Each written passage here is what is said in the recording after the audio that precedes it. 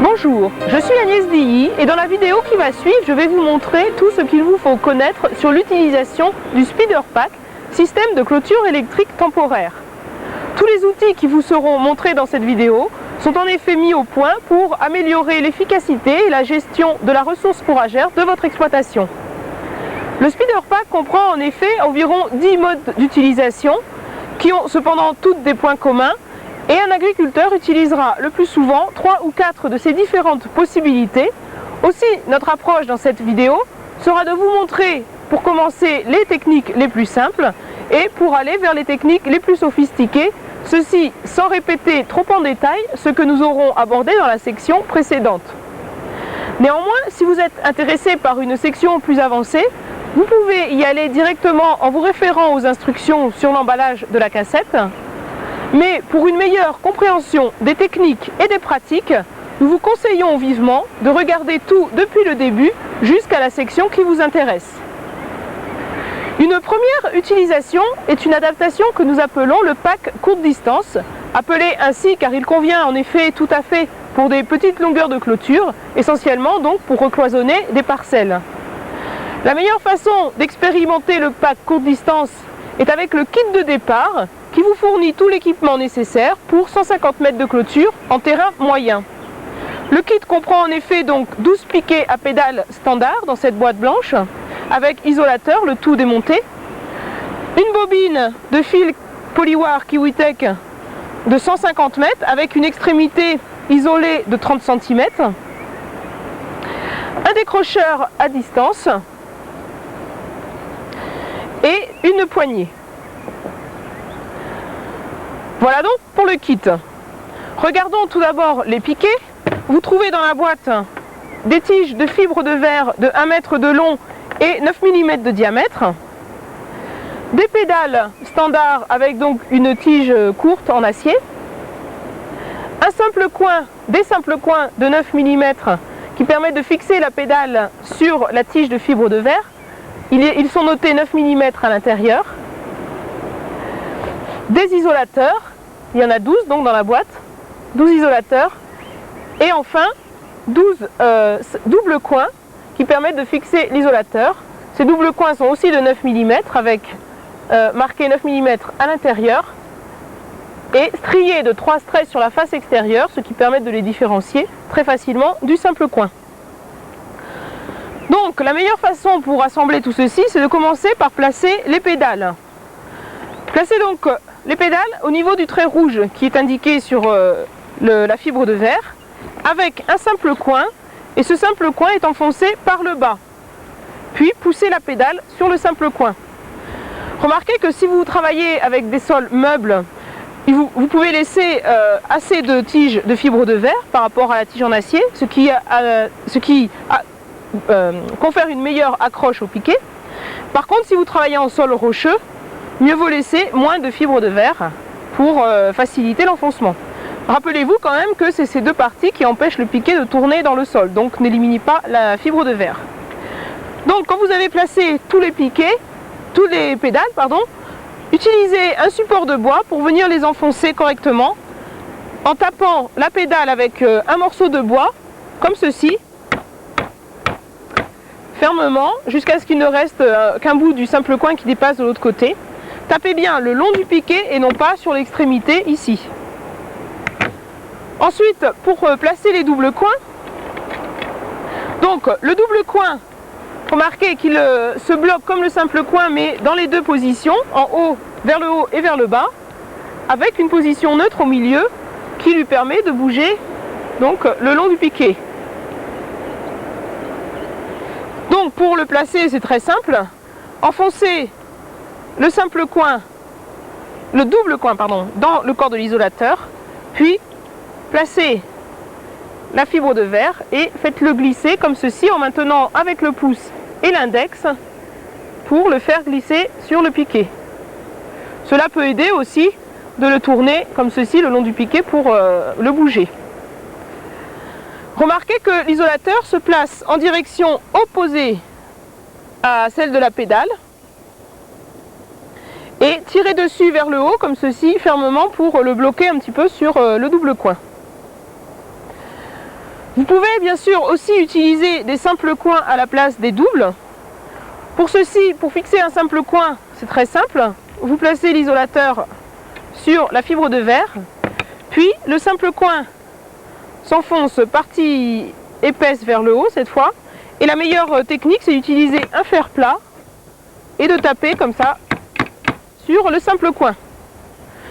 Bien sûr, le simple coin est beaucoup plus fermement bloqué sur le piquet qu'avec le double coin.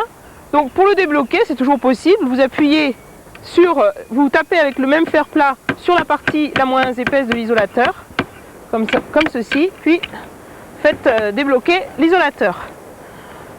Donc ceci nécessite un fer plat si vous voulez bouger vos isolateurs au milieu de la parcelle. Beaucoup d'agriculteurs, enfin certains agriculteurs préfèrent utiliser des simples coins que des doubles coins. Mais pour ceci, puisque le kit de départ est fourni avec des doubles coins, il vous faut demander l'option simple coin si vous le souhaitez. Voilà donc pour les piquets. Maintenant, regardons le décrocheur. Celui-ci est composé de jambes en dessous, de bras, ici, de boutons et de piliers. Les piliers ont une fonction spéciale qui ne nous serviront pas dans l'utilisation avec le pack courte distance, qui utilise en fait les boutons pour venir attacher la bobine directement sur un fil de clôture permanente. Le décrocheur vient se loger dans l'une des encoches de la bobine avec les piliers orientés vers l'extérieur, comme ceci, et remarquez qu'il y a deux petites stries ici qui l'empêchent de ressortir lorsque le décrocheur est enfoncé dans son encoche. Pour l'enlever, vous appuyez avec le pouce comme ceci, et le pouce positionné à moitié sur la bobine, à moitié sur le décrocheur pour éviter qu'il ne s'écrase lorsque vous allez pousser et le faire sortir de l'autre côté. Voilà pour le décrocheur. Il nous reste la poignée. La poignée donc vient se loger dans l'un des deux trous aussi de la bobine, comme ceci. Et pour l'enlever, maintenez fermement la bobine, tirez et en même temps poussez avec le pouce sur la bobine et tirez sur la poignée pour l'enlever. Lorsque la poignée est neuve, cela peut être un peu dur, mais en insistant, il n'y a pas de problème. Vous remarquerez que la poignée a un axe secondaire ici à l'intérieur, au cas où vous casseriez le premier. Et pour fixer cet axe sur la poignée, donc vous placez l'axe au cas où, oui je l'ai dit, au cas où vous casseriez le premier. Donc pour fixer l'axe, servez-vous comme support de la bobine et tapez surtout avec un morceau de bois. N'utilisez jamais un marteau sur les parties plastiques. Tapez donc pour enfoncer l'axe fermement dans la poignée. Voilà, nous avons donc vu tous les éléments du kit de départ pour le pack courte distance. Maintenant, nous allons voir comment poser la clôture. Donc nous faisons un nœud directement sur le fil d'acier de la clôture en faisant 2 tours comme ceci, puis une boucle. Un nœud donc très simple, facile à faire et surtout rapide à défaire. Lorsque vous avez le coup, vous pouvez même le faire directement sur un fil électrifié sans prendre le jus. À cette étape, nous gardons la poignée dans la poche et prenons un piquet que nous enfonçons au milieu de la bobine en maintenant la bobine avec le pied sur le côté, enfoncé jusqu'à ce que l'isolateur passe au travers de la bobine. Puis prenez le piquet devant vous, placez la pédale sous l'aisselle gauche en laissant pendre le piquet, la bobine comme ceci devant vous, non pas trop près comme cela. Notez comment je maintiens avec ma main gauche le piquet en laissant mes doigts libres pour attraper les 11 autres piquets que vous prenez pédale vers le bas et placez les isolateurs sous votre aisselle droite. Donc maintenant, nous nous positionnons face à notre cible. Vous choisissez une cible qui vous permettra de garder toujours la même trajectoire. La meilleure façon de faire cette opération, c'est d'essayer de placer l'isolateur dans le fil dans l'isolateur, pardon, et de ne pas avoir à regarder ce que l'on fait pour pouvoir garder les yeux sur la cible, ce qui permet d'étudier la trajectoire et de placer les piquets au bon endroit. Notez que la distance entre les piquets est d'environ 20-25 mètres, est suffisante, mais placez les piquets en fonction du terrain. Si le terrain est avec un relief en pente ou en creux, bien sûr, la distance sera moins importante. nous prenons les piquets, environ 15 cm en dessous de l'isolateur. Puis, vous dirigez la pédale vers 2 heures, pédale vers le bas, ce qui signifie que l'isolateur pointe vers le haut. Ensuite, on va chercher le fil avec le piquet et lever vers le menton. Le fil vient adhérer contre le piquet. Puis, lorsque l'on pousse en direction de 2 heures, le fil vient se bloquer contre l'isolateur. Et enfin, vous tournez d'un quart de tour, le fil entre dans l'isolateur et un deuxième quart de tour. Pour revenir à la position initiale, le fil est ainsi bien positionné dans l'isolateur. Nous faisons cette opération tout en avançant, ce qui permet de garder le fil tendu et de faciliter ceci. En gardant la même prise, vous plantez le piquet en donnant un coup ferme avec le talon. Je recommence. Piquet en direction de 2 heures. Allez chercher le fil en dessous, lever vers le menton, pousser, tourner d'un quart de tour, retourner, puis planter.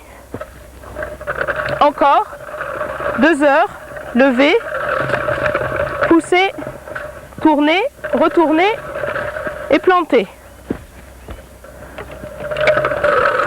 Rappelez-vous que la pédale est faite en nylon couplé vert, matériau solide, et donc n'hésitez pas à taper fermement avec le talon pour l'enfoncer. Ne prenez pas l'habitude d'enfoncer la pédale avec la pointe du pied, vous risquez de l'enfoncer de travers ou de glisser.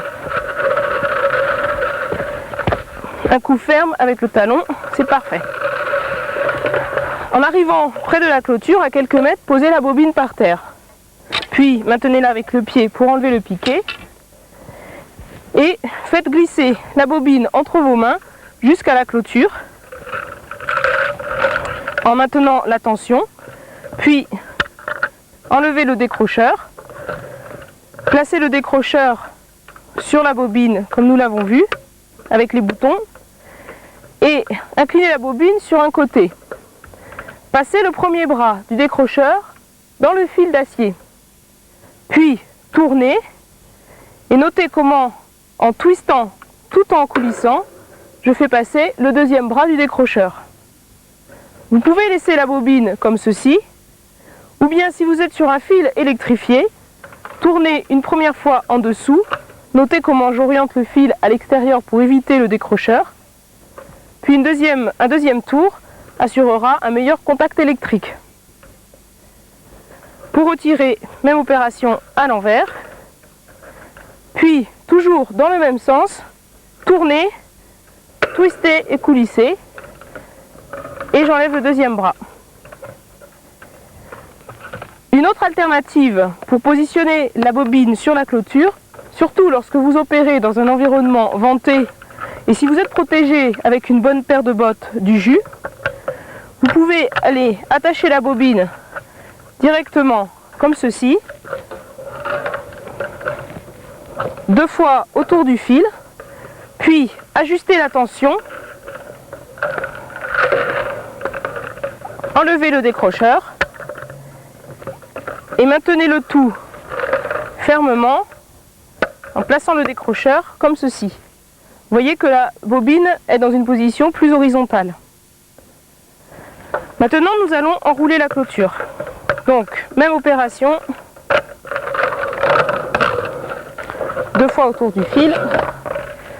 La technique pour enrouler la clôture, l'objectif est d'enrouler d'une seule main tout en revenant sur nos pas. La technique que nous utilisons est un enroulement orbital, c'est-à-dire on fait osciller la bobine autour de l'axe de la poignée. Pour cela, la manière la plus naturelle, c'est de prendre la bobine devant vous, le fil sortant par le haut, et de tourner donc dans le sens des aiguilles d'une montre. Nous allons enrouler la bobine comme ceci.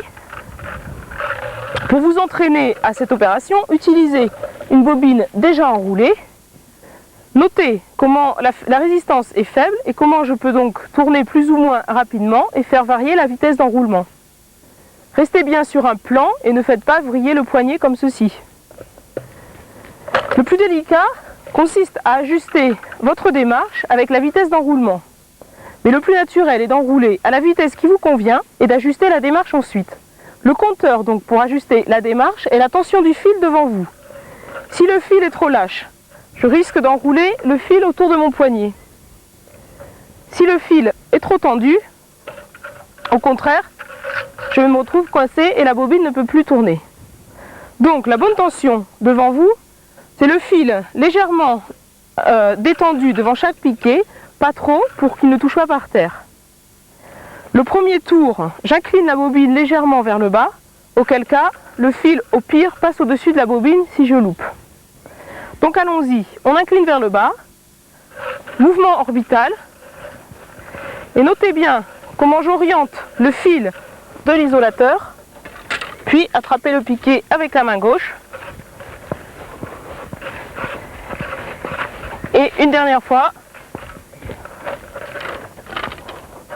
Lorsque vous arrivez à la fin de la clôture, il est un peu difficile d'enrouler avec cette technique jusqu'à l'extrémité. Mieux vaut marcher jusqu'au bout du fil et détacher le fil, puis terminer d'enrouler votre bobine en vous servant de la main gauche comme guide. Parce que la bobine est un peu neuve, vous avez quelques boucles. Ensuite, l'extrémité, vous la placez sur un côté de la bobine et serrez fermement pour éviter que le fil ne se déroule.